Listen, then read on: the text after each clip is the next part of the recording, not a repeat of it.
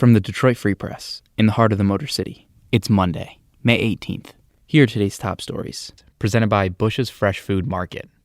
Calling all foodies, Bush's is hiring. Are you passionate about food, looking for growth, development, and excellent wages? Come grow with Bush's and apply online at bushes.com/join our team. That's Bush's, BUSCHS.com/join our team. For the Detroit Free Press, I'm Kerry Jr. Michigan's Health Department reports 638 new cases of COVID-19 and 11 new deaths. In total, there are over 50,000 cases and over 4,800 deaths statewide. A new group appointed by the governor will help state officials determine how to return to school. Governor Gretchen Whitmer is forming a 20-person Return to Learning Advisory Council. Their job? To offer recommendations on how to resume in-person classes.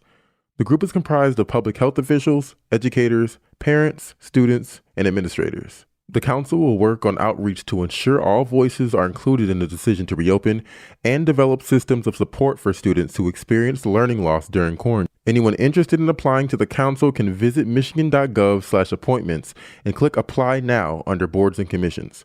The state is partnering with nonprofit Opportunity Labs to develop a plan for how schools return. Whitmer stated last week that once the state reopens, she won't be making decisions on when schools start. We have left it to the local districts to be able to determine, once we've said it's safe, if they want to start a little earlier. The stay-at-home order is set to expire on the 28th of May. Michigan sports fans should expect to enjoy their favorite teams from the couch. At Friday's press conference, Governor Gretchen Whitmer said stadiums can't be filled until a vaccine is available and that Michigan is entering a new normal. We can have sports. We're just, the way we observe them might look a little different for a while. However, the NFL has said that they are expecting fans to be in attendance when the season begins in the fall.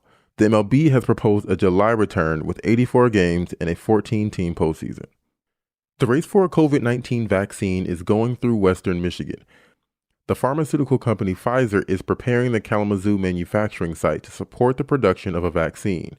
The medical schools at the University of Maryland and New York University and the University of Rochester Medical Center are in phase 1 of human trials.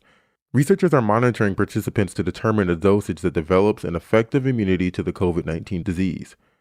Dr. Kirsten Leik is a professor at the University of Maryland School of Medicine. She says as many as 840 people could be included in the first phase of the study. Researchers plan to conclude the initial phase by mid-July, and the second phase is planned to wrap up by September or October. The third phase alone could include 3,000 additional people. That's the latest. For more information about COVID-19 in Michigan, visit www.freep.com. For the Detroit Free Press, I'm Meredith Spellbring.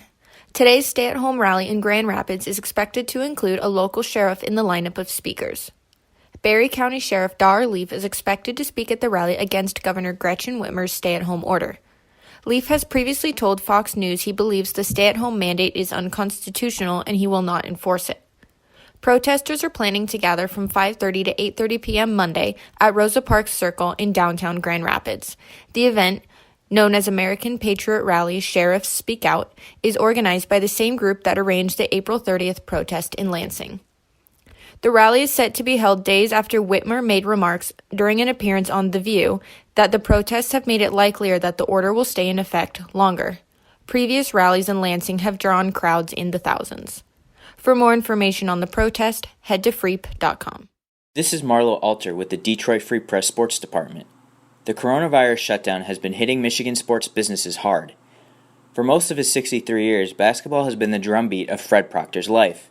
He played the sport at Wayne State and coached local high school and college teams. 2 years ago, Proctor opened his own basketball training facility, the Practice Zone, in Farmington Hills. For the past 2 months, though, Proctor's soundtrack has gone silent as he has dealt with the chilling new reality facing many small business owners with ties to local sports. With no games, no workouts to hold, and no teams to support because of the coronavirus pandemic, Proctor and others are unsure what the future holds for them and their businesses. Proctor said he's weighing how and if he can reopen the facility he launched to help young, aspiring players work on the fundamentals of basketball. He knows of at least 10 people who've died from COVID-19, including a cousin, an uncle, and teachers and coaches he has worked with throughout his career. But I gotta be honest with you, I'm a little afraid to open myself, Proctor said, because I have to try and be responsible for keeping people safe, but at the same time I have to try and keep myself safe.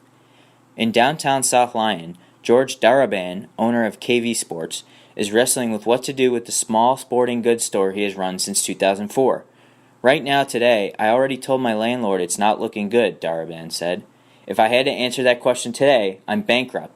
I'm going out of business. Read the full story on freep.com/sports. For more stories from the Detroit Free Press, be sure to check out freep.com. That's FREEP.com.